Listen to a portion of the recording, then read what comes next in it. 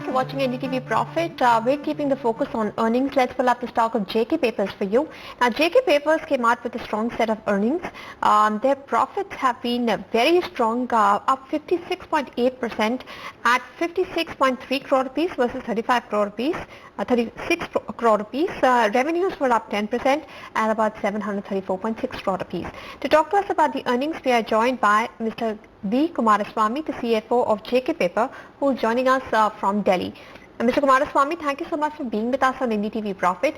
While we have seen a top-line growth of about 10% or so coming through, the bottom-line performance is very good. Was this largely because of strong cost credit growth, the cost growth? Yeah, there are 2-3 factors. One is the efficiencies have been increasing in the last about 6 quarters, as you would have observed, and the economies of scale are also kicking in now. So most of the costs have been absorbed. So whatever is the additional contribution transmits to PBT level straight away. And interest costs also have been brought down because of continuous repayment of cash generated and debt reduction. And markets have been charitable, not I wouldn't call it buoyant, but definitely charitable. So both in unquoted and quoted segments, although the prices in the both segments have been tepid, in fact they have been down. So all these have contributed to this net increase in the faster increase in the EBITDA and the PBT compared to the top line. Can you tell us what was the volume growth in the fourth quarter?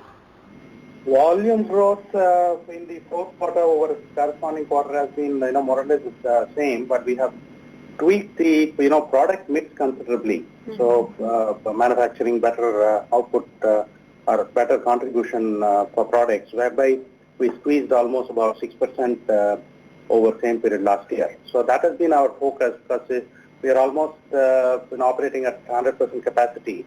Overall basis about 103%. But there are some machines which are sub 100 still. So our focus has been better quality and better product mix, and that's where the 8% growth that you were seeing has come from. Right. So how has the product mix changed now, sir? What was the performance seen in the coated paper segment where you're the market leader?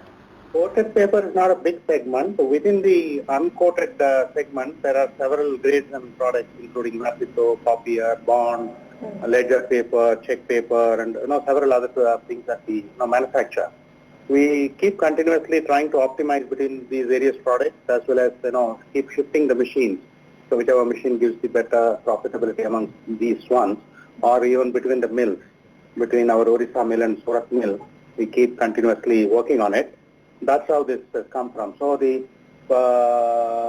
products that we manufacture will remain the same, but the relative quantities will move up and down depending on the market, squeezing better margins. Right, sir. For the fourth quarter, your margins came in higher, about 20.4%.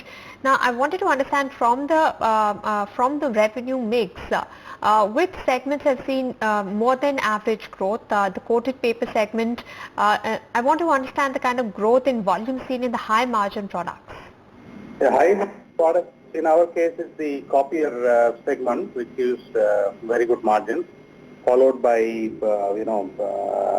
packaging board and coated. And coated paper's growth in prices over the preceding period was the highest, and uncoated was more or less the same. There was a small increase, but the packaging board decreased due to the overcapacity now. TNPL and Imami came in the last 12 to 15 months. That capacity is yet to be absorbed. So this is the kind of revenues or the realizations from the market. Right. So you said your utilization is about rate is 103%. So from here on, what would be the levers for EBITDA growth and EBITDA margin growth? You've already optimized the mix. Utilization is very high. Will the margins then remain around the 19.5%, 20.5% band? Yeah.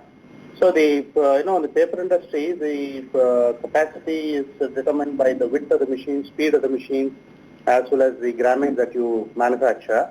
The higher the grammage that you manufacture, the faster you run the machine. These are all directly correlated to the output that you can get.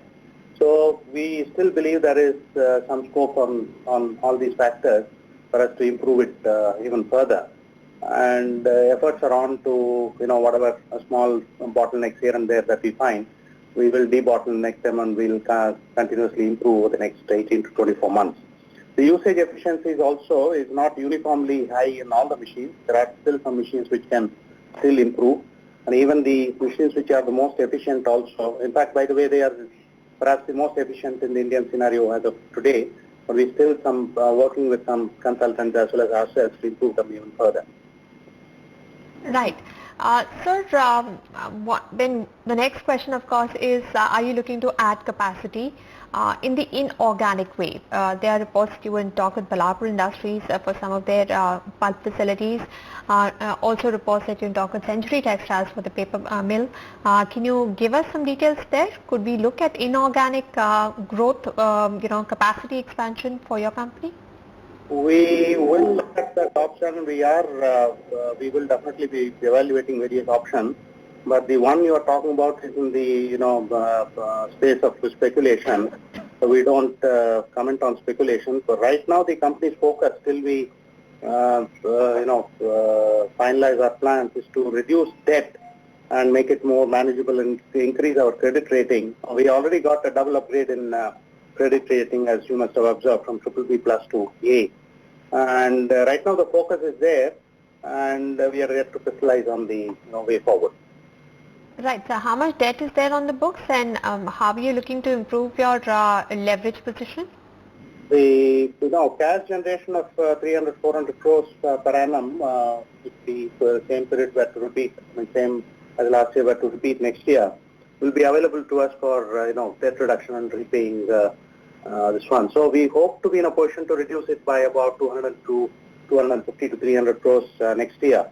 That will bring our overall debt to something like, let's say, in the 1450 or so, and we will be less than parity in debt equity kind of ratios.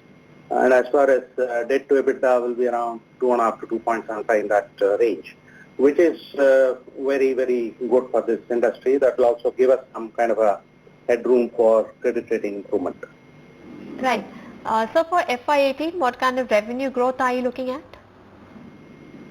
We don't put forward-looking numbers in the space, but I must tell you that we are looking at an industry growth of around 7 to 8% in the segments that we operate in. And we hope to be in a position to catch up with that either through outsourcing or own manufacture.